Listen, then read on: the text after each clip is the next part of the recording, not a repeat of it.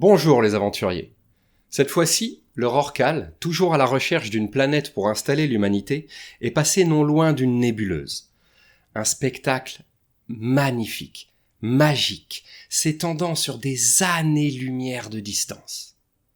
Yuri a parlé de nuages de gaz, de naissance des étoiles, mais qu'en est-il exactement ? Aujourd'hui, nous allons répondre à ces questions. Qu'est-ce qu'une nébuleuse ? Et d'où vient-elle ?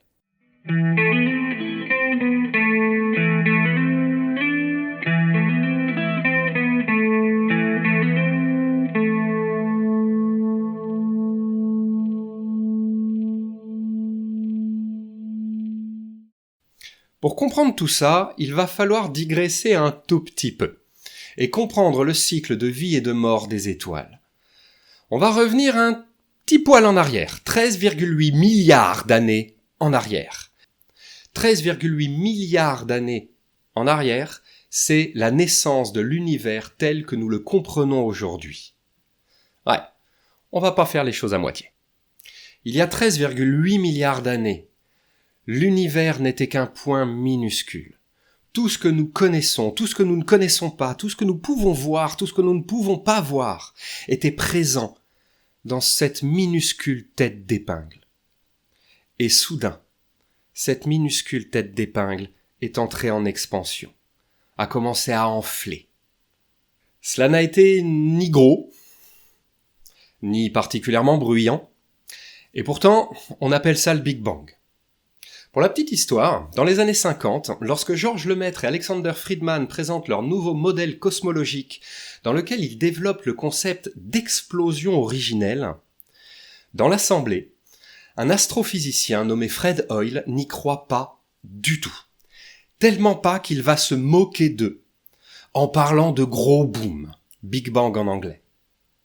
La science, les observations ont fini par donner raison à Lemaître et Friedman, et pourtant la postérité a retenu le nom donné par Hoyle. Il a voulu se moquer, il l'a baptisé. Belle ironie, n'est-ce pas ? Bon, on ne va pas s'étendre là-dessus, ce n'est pas du tout le sujet de la vidéo. Ce qu'il faut savoir pour l'instant, c'est que suite à ces événements, sont apparus les premiers atomes, les plus petits, des atomes d'hydrogène. Un atome d'hydrogène, c'est un proton comme noyau, une particule chargée positivement comme le plus d'un aimant, et autour, un électron qui existe, et qui est lui une particule chargée négativement, comme le pôle moins d'un aimant. Pour ceux qui connaissent un peu, vous noterez qu'il en manque un. Il manque le neutron, une particule qui, elle, n'est pas chargée. Mais vous verrez, elle va arriver bientôt. Ces atomes, ces milliards d'atomes d'hydrogène, ont formé des nuages de gaz immenses, les premières nébuleuses. Ah oui, et quand je dis d'immenses nuages de gaz, c'est vraiment très, très gros. On parle de trucs qui peuvent faire des dizaines d'années-lumière en long, en large, en travers, comme vous voulez. Le système solaire est minuscule à côté. C'est vraiment très très gros. Et ces nuages, sous l'effet de leur gravité, ont commencé à s'effondrer sur eux-mêmes. Parce que oui, tout ce qui a de la masse génère de la gravité. Même un atome d'hydrogène, même quelque chose d'aussi petit qu'un atome d'hydrogène déforme l'espace-temps et génère de la gravité. Tout génère de la gravité, même vous. Peu importe ce que raconte votre ex, vous êtes attirant, c'est la science qui le dit. Et vous savez sans doute ce qui arrive à un gaz quand on le comprime, vous en avez sûrement fait l'expérience. Lorsque vous avez gonflé le pneu d'un vélo, vous avez pompé, vous avez comprimé le gaz pour le rentrer dans le pneu, et entre vos mains, vous avez senti la pompe chauffer. Vous comprimez un gaz, il chauffe. Heureusement pour vous, à moins que vous ne soyez Flash ou Superman, vos petits biceps ne vont pas faire monter la température de plus de quelques degrés. Les forces en présence de l'univers, la quantité de matière dont on parle, font passer Flash ou Superman pour des petits bras. C'est ainsi qu'au cœur de ces boules de gaz, de ces proto-étoiles, la température monte, et pas qu'un peu. On parle de millions de degrés. La chaleur, c'est l'agitation des molécules, en l'occurrence des simples atomes d'hydrogène. Alors autant vous dire qu'au cœur de ces proto-étoiles, ça commence à s'agiter très très sec. Si sec que lorsque la température atteint 7 ou 8 millions de degrés, ces atomes commencent à se rentrer dedans si violemment qu'ils vont fusionner. Et lorsque deux atomes d'hydrogène fusionnent, ils vont former un atome plus gros et dégager de l'énergie.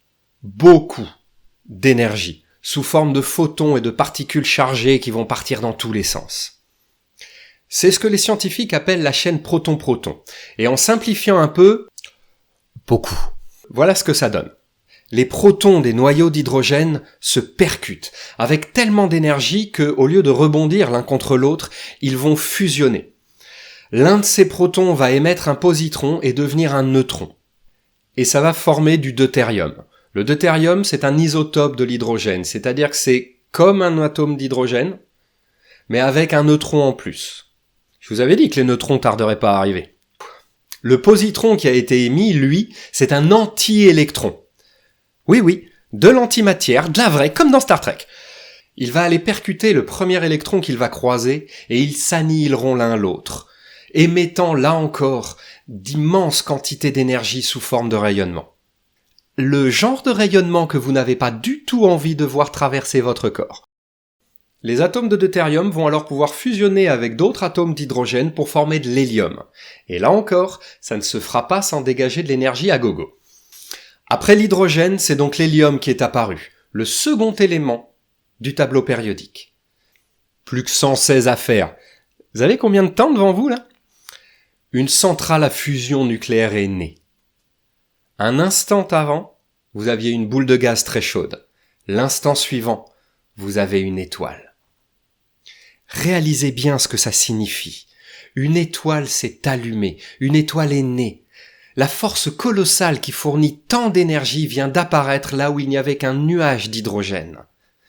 La lumière perce les ténèbres et la vie peut maintenant apparaître. À ce stade, qu'on appelle la séquence principale de l'étoile, vous avez un cœur ou noyau, dans lequel les atomes d'hydrogène fusionnent en deutérium puis en atomes d'hélium. Ce cœur est entouré de couches externes où il fait quand même assez chaud pour que les noyaux et les électrons des atomes soient séparés et nagent dans une espèce de soupe qu'on appelle un plasma. Notons quand même, ce cœur est tout petit par rapport à la taille de l'étoile. Il représente à peine 1% de sa taille, mais 30% de sa masse. Il est tellement comprimé que cette petite boule d'1% de la taille de l'étoile représente près d'un tiers de son poids. C'est comme si vous, votre petit orteil, vous savez celui qui est irrémédiablement attiré par tous les coins de table, pesait un tiers de votre poids. La gravité tire les couches externes vers le cœur de l'étoile, la poussant à s'effondrer sous l'effet de son propre poids. Et au milieu, dans le cœur, les réactions de fusion atomique dégagent une énergie folle sous forme de rayonnement qui repousse les couches externes. Et l'équilibre se maintient, le poids des couches externes repoussé par la fusion du noyau. Et cet équilibre peut durer longtemps, très longtemps, parce que les réactions de fusion nucléaire sont très difficiles à obtenir, et qu'elles n'arrivent pas si souvent que ça, même au cœur de l'étoile.